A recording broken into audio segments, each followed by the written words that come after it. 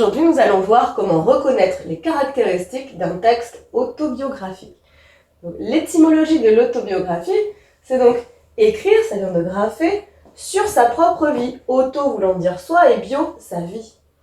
En ce qui concerne l'énonciation du texte, qui parle à qui, eh bien, il est écrit à la première personne du singulier la plupart du temps. On trouvera donc des mots comme je, moi, me et parfois nous, si le narrateur appartient à un collectif. En tout cas, on retiendra que l'auteur est le narrateur et donc que c'est le personnage principal.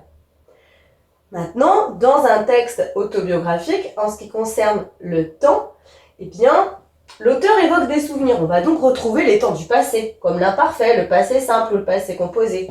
Mais on aura aussi du présent, puisqu'il fait des retours au moment où il écrit. Comme quand il dit « je me souviens de ma mère », par exemple.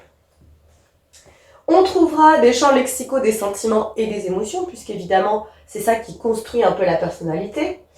On va parler du pacte autobiographique, qui est un pacte tacite que la personne qui écrit, la personne qui fait une autobiographie, passe avec le lecteur. Donc un petit pacte implicite, on va dire. Donc l'auteur, en fait, il conclut ce pacte de dire qu'il se montre tel qu'il est avec ses défauts et dans un esprit de vérité. C'est ça le pacte autobiographique. Les thèmes qu'on retrouvera souvent dans les récits autobiographiques sont la famille, évidemment, puisque c'est ça qui construit l'individu, les relations amicales, parfois professionnelles aussi. Et en toile de fond, on trouvera souvent l'histoire d'un conflit. Pas tout le temps, mais quand même régulièrement. Et donc c'est là qu'on se rend compte que l'histoire individuelle rejoint l'histoire collective. Le but aussi d'un texte autobiographique, lequel est-il? Est-ce que c'est mieux se connaître? Ça, c'est à repérer quand on lit le texte. Est-ce que c'est partager des sentiments? Est-ce que c'est avouer quelque chose? Est-ce que c'est témoigner, laisser une empreinte? En tout cas, voici quelque chose à savoir. Entre 1765 et 1770, Rousseau, le philosophe, écrit les Confessions. Et c'est la première fois qu'un écrivain s'engage à raconter sa vie dans cette œuvre. Et donc effectivement, ça permet de voir comment se forge un caractère à travers l'histoire de sa vie. Dans une autobiographie, l'auteur écrit sur sa propre vie, il raconte son passé, il révèle sa personnalité. On fera une petite distinction avec les mémoires. Les mémoires ont un lien avec le contexte historique vraiment très fort de l'époque. Le général de Gaulle, par exemple, a écrit ses mémoires. C'est donc quelqu'un d'important qui raconte effectivement ce qu'il a fait, mais par le prisme historique. Et la biographie, c'est aussi différent puisqu'on écrit la vie de quelqu'un d'autre. À toi de jouer à présent. Je te propose un texte de Grand Corps Malade. Le texte s'appelle Passion et c'est issu de son autobiographie. Il raconte justement l'origine de son pseudo Grand Corps Malade puisqu'il a été victime d'un accident. Il a été paraplégique. Il raconte un petit peu son parcours. C'est vraiment très intéressant. Si tu ne l'as pas lu, il est court et c'est écrit de manière assez simple. Donc ça c'est un bon conseil. Tu peux lire ce livre. Je vais lire l'extrait en tout cas. En réanimation, le plafond était jaune pâle.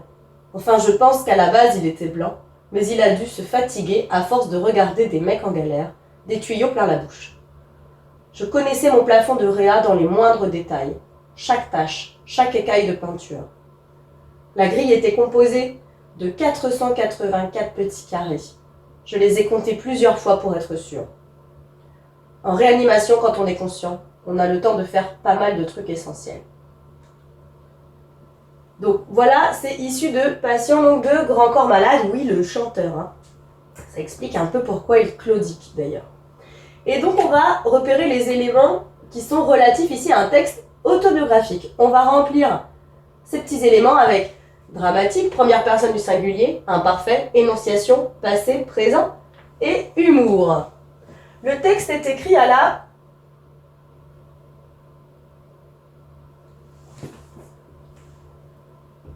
première personne du singulier. On a dit que c'était un indice du texte autobiographique. En ce qui concerne les temps, là on a une alternance entre le passé composé et... Alors pour les temps du passé, ici par exemple, hop, l'imparfait. Donc l'imparfait et le passé composé pour raconter ce qui s'était passé avant. Donc c'est bien une histoire passée. Plus, il y a un retour au moment de l'écriture parfois. Là, par exemple, hein. Et là, on est au présent. Et c'est ce qu'on appelle le retour à l'énonciation. Voilà. Implicitement, c'est-à-dire que c'est pas dit clairement, mais que l'on devine, on suppute qu'il y a une histoire. On voit bien qu'il a écrit Mec en galère, tuyau, Réa. Donc une histoire dramatique. Moi, je t'ai expliqué qu'il racontait ce qui lui était arrivé après son accident. Donc effectivement, c'est dur. Malgré tout, il fait à la fin du texte, quand il dit en réanimation, quand on est conscient, on a le temps de faire pas mal de trucs essentiels. Il est en train de dire qu'il a compté plein de fois les petites grilles qu'il avait au-dessus de lui au niveau de la ventilation, parce que tout simplement, il ne peut pas bouger. Donc quand il dit ça, c'est pas vrai, c'est de l'ironie.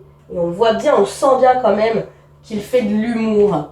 Et c'est pour ça que ce témoignage, en tout cas cette autobiographie, elle est très intéressante parce qu'elle est drôle. En dépit de l'histoire dramatique qui se cache derrière, il arrive à être optimiste et à être drôle. Et ça c'est vraiment très fort. Donc, j'espère quand même que déjà ça t'a donné envie de lire Patient de Grand Corps Malade et que maintenant cette notion sur le texte autobiographique est plus claire pour toi. À bientôt. Maintenant que tu as tout compris, entraîne-toi en faisant les exercices ci-dessous.